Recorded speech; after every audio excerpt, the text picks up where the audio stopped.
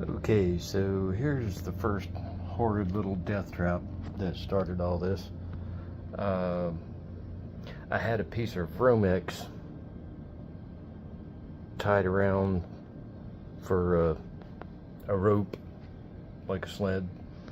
And I actually got rid of this. I put a piece of mop stick on there because I don't know, I might be dumb enough to ride it again, who knows. But this used to be a trailer for my go-kart, which was a CKS racing cart with a Kawasaki KT250 two-stroke dirt bike motor on it. Here's a pic of the go-kart. You can see the motor right here. It was quick. I did about 110, 115 miles an hour in it. There's me trying to skateboard on the roof back in like 1989. Anyway, my friend and I used to take turns riding my my go-kart, and I had this little trailer thing that I made that I could, like, we could sit on it. I had it lashed to the back of the go-kart. So fast forward to fresh out of the Navy, sitting around bored. Everything was broke down, so I threw a pair of trucks on the front of this thing and took it out sledding. Did about probably 60 miles an hour. Old man and old woman, they oh, there I am. This old couple came by and they asked me about it, and asked if they could watch me go down the hill. So I was like, sure. The old dude said he was doing 55 down the hill and he couldn't keep up. So yeah, I've been probably over 60 on this death trap. Crashed, and that was that. I couldn't make the turn, and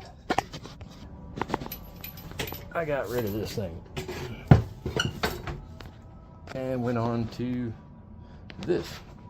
I took the same wheels off of what used to be on this one and put it on a dedicated frame with something that steers, and had skateboard trucks like way out here by my feet.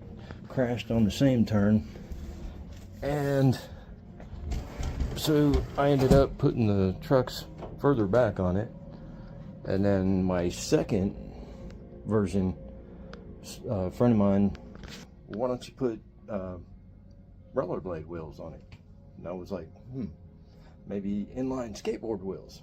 So that's what I did. Sled number 2 had 3 rails of skateboard wheels. Back to this one, and I put this same exact wheel assembly on this one. I had 3 of them on my number 2 sled. This is number 1.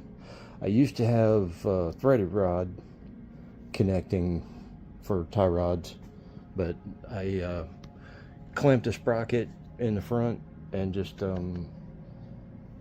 a little sketchy pieces of angle iron here that I shot a hole in and bolted to another piece of angle iron on the handlebars. It's got a sketchy bearing welded to the plate. It's held up over 65 miles an hour on ribbed concrete, so it's pretty solid. I'm a pretty decent welder, I guess. But the old textile mill got torn down, and the guy down there got a hold of my dad. Said, we got a whole bunch of stuff down here if you want to haul it away. And being the hoarder that he is, he was like, he sent me and a couple of other guys down there, and we loaded up with all sorts of stuff. I got this thick leather. My brain kept on saying rubber. Made just a saddle, that's a seat, and this just a sling for your shoulders.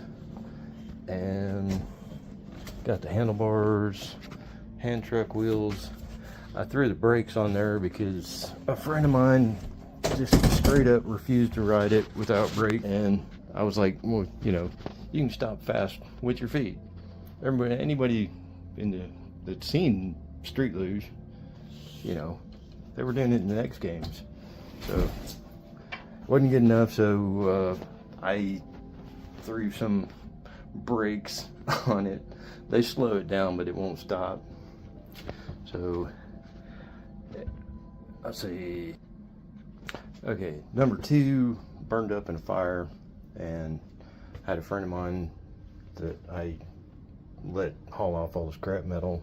He wound up running away with the frame, so that was that. I didn't have anything to go by, and I put together all sorts of parts. I got these crummy wheels, 26 bucks a set off of eBay. They're trash, horrid. I had them on my number 3 sled, and it would not turn. So I wound up with BOA wheels on my number 4 sled, but they were tapered. They didn't work out. Centrax center set. They're nice and flat profile, so they grip real good. They're 74 durometer, super soft, and this thing just gets it. It grips tight, handles well. It's a lot lighter. That one weighs 50 pounds. Number 3 weighs 50 pounds. This one weighs 37. And the chain was an afterthought. I built the front end up and didn't have any room for a tie rod. Number 3 had a tie rod, and it worked out really well. This doesn't work out great because I dropped the frame so it'd have a lower seat, and the handlebars hit with 20 degrees of steer. So I've still, that's another thing that I have to sort through, one of the issues, and a few other things that I can't think of at the moment. On the back, I've got T-bolt clamps on both sides of the cross member. The cross member slides front to back. I can get about 3 inches of, about 3.5 inches of adjustment front to back. And in the front, I have 3 sets of holes for the front end. I can stretch it out or shrink it back to lengthen or shorten the wheelbase, or bring the front wheels back, bring the back wheels forward, whichever, whatever do. I haven't really played too much with that, so that's about it, I guess. All I can think of. Anyway, some of my handiwork here. I am an artist of many facets, I guess. So, anyway, peace.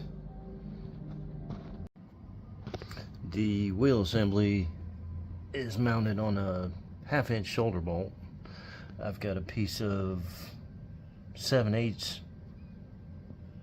OD 1/2 inch ID DOM tubing welded to a piece of box tube. I drilled some lightning holes, lightning, not lightning, and the wheels ride the ground on those. Got one on the front. So here's what's left of my number 3 sled. I chopped off the rear end. It's all heavy angle and squared 1/4 inch flat bar. Got electrical conduit for the tubing. And I absolutely butchered a piece of 6061 sheet. I believe that's 16 gauge. That I beat into submission and riveted. Had the handlebars here, And the front swivel here, this one had foot pegs. Don't quite know what happened to them, but oh, here. Don't throw anything away.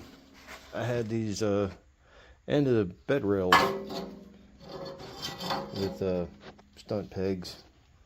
I had better ones than these, but I don't know.